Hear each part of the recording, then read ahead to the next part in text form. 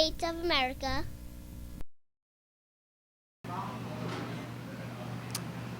How's it going, everybody? My name is Tony Diorsi. I'm from Cranston, Rhode Island, and this is going to be a slight departure from what we usually do here, from one of the usual topics that we usually do here. I'm going to talk to you for a few minutes about Israel. Israel, obviously, is a country that the U.S. has supported unconditionally pretty much since its conception in 1948. And I'm here today to talk a little bit about some of the misconceptions and misleading facts that are given to us by the media pretty much on a daily basis concerning Israel. And I had been speaking for a few years now to one of my friends who is from the family of Palestinian immigrants, and he sort of opened up my mind to the topic, and I'm hoping through this, a few facts will be able to do the same for other people. And today I drew up a brief list of things that I call the 10 myths of Israel. Start off, myth number one, that this partnership is a worthwhile one. This, I believe, is false. The U.S. provides $13 million a day in aid to Israel, which is more than we provide to the whole continent of Africa per day. Over the course of years, Israel has dragged us into conflicts. Now we're looking at a possibly impending war with Iran due to their opposition to Israel. Obama, in his campaign, sort of switched his position back and forth on how he felt on Israel, how he felt about the support we'd be giving them, and the continuity of our partnership with Israel. And I mean, in a time when our nation is in such monetary stress, I think we really need to reevaluate how much benefits we're truly reaping from this partnership. Obama has cited the rocket firings by Hamas into Sderot, Israel, and I think that's another misconception, that this is far more of a threat to Israel's national security than it truly is. Myth number two is that Israel's military actions are purely out of self-defense. This, once again, is false. A lot of you probably saw the vast media coverage of the war in Gaza over this past year. Some of the statistics on that. In totality, 13 Israelis were dead.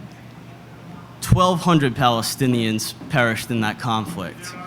This is almost a 100 to 1 ratio in terms of kills. To that end, the threat from Iran that is constantly cited as the reason for Israel's self-defense is far less legitimate than most people would like to believe. Iran is probably years away from producing one nuclear bomb, and Israel itself has been reported to have over 200 nuclear weapons, including 10 hydrogen bombs. Israel has also still failed to sign the Nuclear Non-Proliferation Treaty that many nations around the world have signed.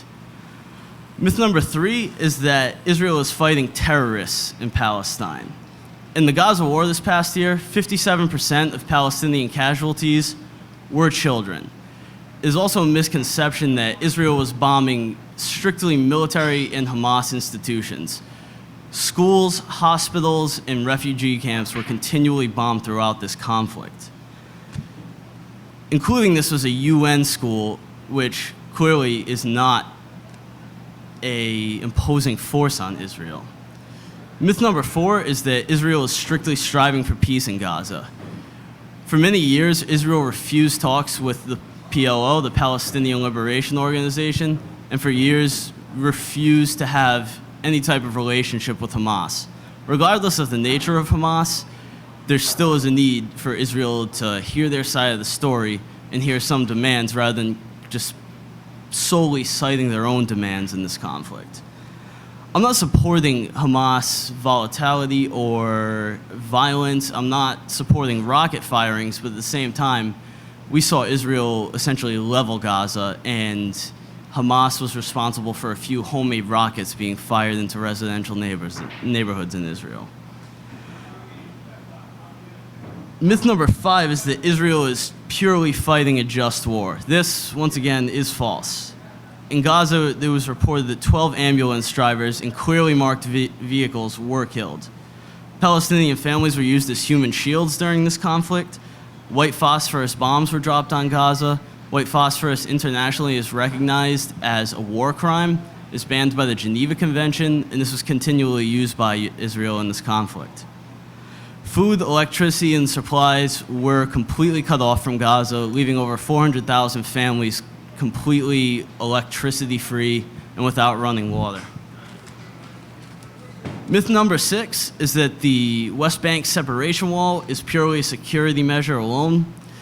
This is also false. This wall has enclosed the entire West Bank almost entirely, effectively making it the world's largest open-air prison.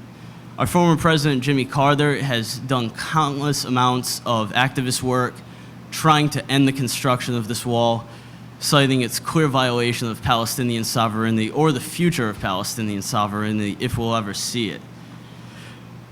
About 25 years ago, we were constantly bombarded with talks of the Berlin Wall and how this was an imposition on the freedom of people living within Germany.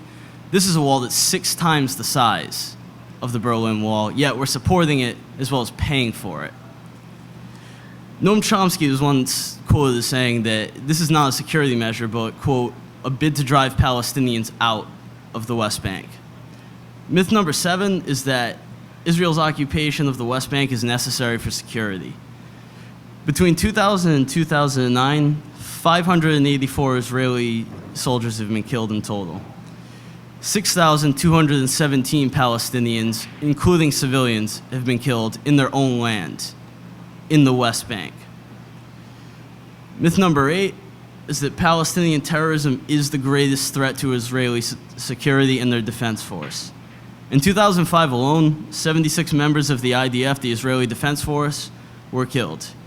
6 of these were from terror incidents, which is roughly 4 times less than that attributed to just accidents, coincidental incidents, and was 5 times less than suicides committed by Israeli Defense Force soldiers.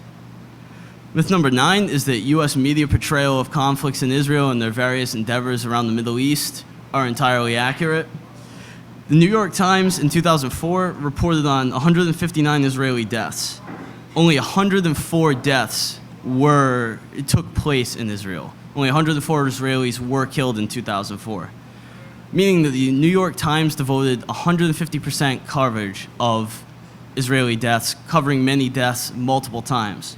Whereas 808 Palestinians were killed in this year alone, the New York Times reported under 330 of these, not even managing to report 40% of Palestinian deaths.